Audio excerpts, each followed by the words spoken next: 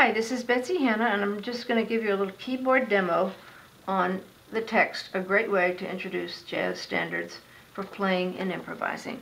And we're working, of course, with the circle of fifths here, or skipping down a fifth around the diatonic scale. So you're staying in C major, which would go from C to F, to B, to E, to A, to D, to G, to C. Alright, now that's pretty weird to memorize it like that. So we're going to start with the chord that it starts with on Fly Me to the Moon, which happens to be A, which is actually the 6th chord.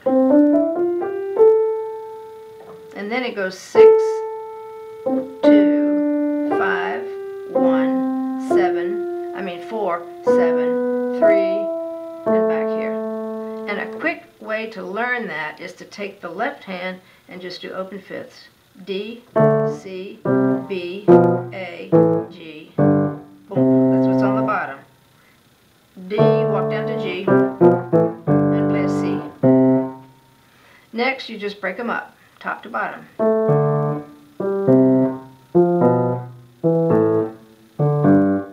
And that's really memorized now.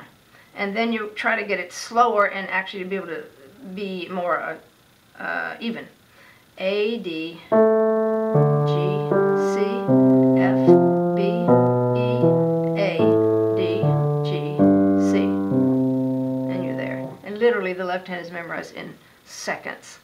Alright, then next we're going to take the chords, the triads, and learn the right hand, and you just start with your thumb, and that's going to be, you already know the pattern, so you actually already have this memorized.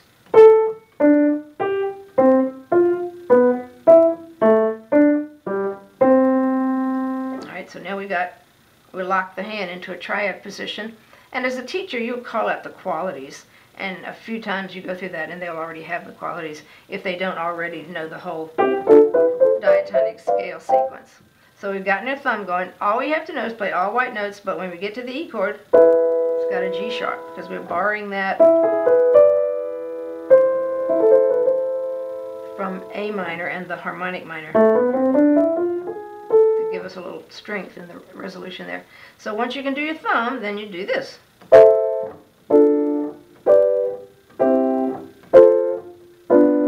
Sharp the G. And in truth, sometimes it's easier to memorize these fast.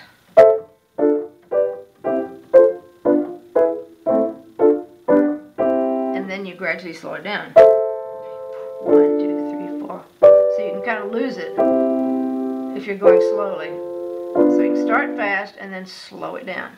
Alright, once you can do that, then we're going to add the 7th to it.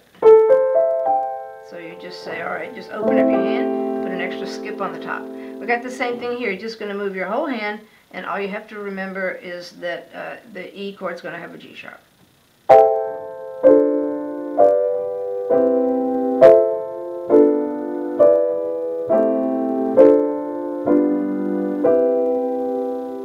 That's pretty easy to memorize, but it's hard to play. So we're going to do a typical circle of fifths, easier voicing, where we're going to have the 7th chord like this, but instead of jumping, you're just going to drop your top 2 notes, and then the bottom 2.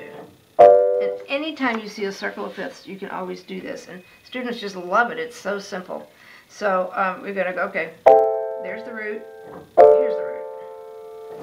A minor, top 2, D minor, bottom 2, G7, top 2, C major, bottom 2, F major, top 2, B half diminished, bottom 2, sharp the G, E dominant, top 2, but you do have to slide this one down also. A minor, bottom 2, D minor, top 2, G7, bottom 2, C major, and there you are. Then with playing the chords like that, you can create an accompaniment easily by just playing the roots of the chords. So you're going to go like, so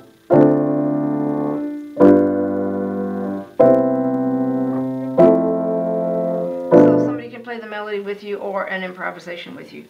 Or you can add a rhythm, any rhythm you like, but the Charleston is the best one because the Charleston goes anywhere and everywhere no matter who you're playing with. So that would be like, it would,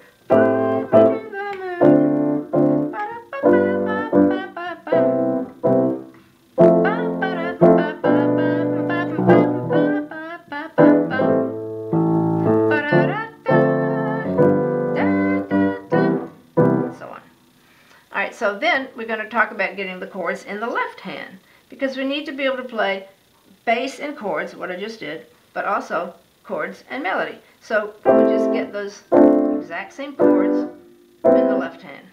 And again, students really don't have much trouble with that. All right, and typical of a circle of fifths tune, the melody is very often sequential. It's like Bach. It's just very, I've got a sequence. And here we start on the third of the chord, the A minor chord, steps down to the third of the D chord, goes to the third of the G chord, the third of the C chord, third of the F chord, third of the B chord, third of the E chord, third of the A chord. Now it does do something different here. We have to talk about how you just have to kind of memorize that the way it is. Then it does something a little bit different, but then it goes back to the circle of fifths. All right, so there you've got your melody. All right, then my very favorite way to improvise is to use 1, 2, 3, 5 patterns. You can take your right hand and you're going to move it to the triad positions, and then you're just going to play 1, 2, 3, 5. So it'll be like.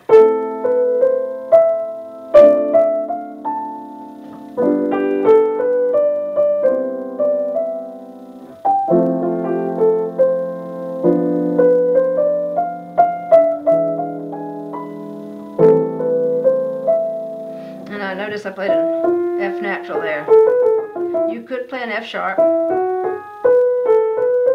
I just happen to like the F natural because typically in a minor key like that, your 5 chord is going to have a flat 9, and it works very nicely. Then you turn it upside down. 5, 3, 2, 1.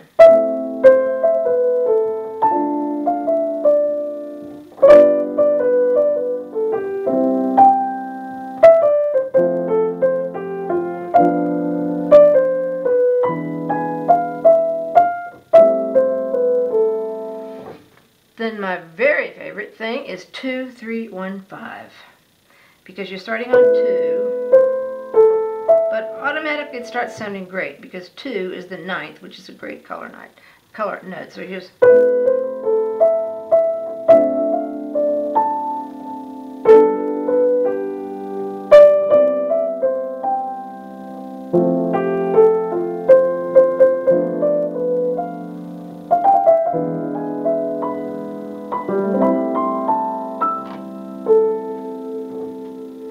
Another one in there, 2, 3, 5, 1, but I typically go right on to walk from 2 to 2. So once you've done that a little bit, you'll start hearing and seeing what you can do to get there and have it be smooth. And a good way to start it, if you need to, is to start with just your hand is in the triad positions and just play the 2.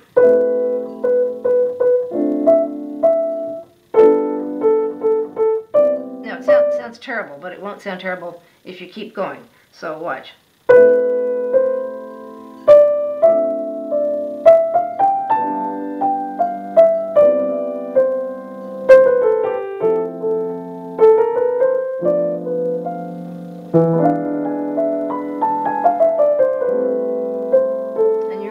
Start sounding really very good if you just keep working with it.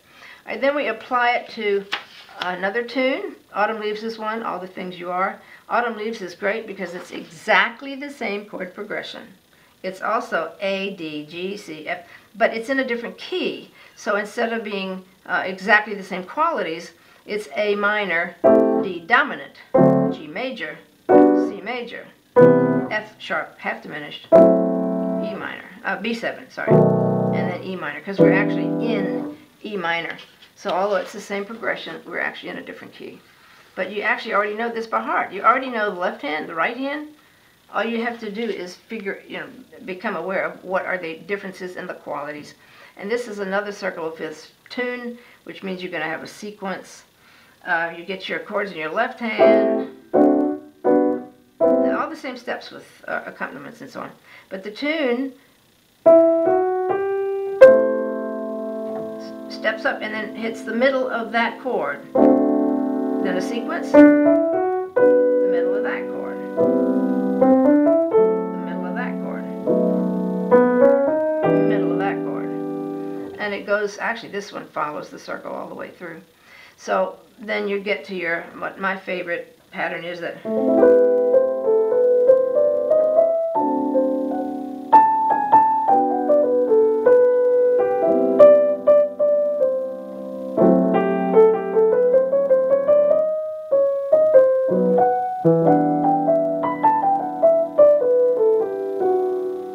So you'll get quite good pretty quickly, and you'll be surprised.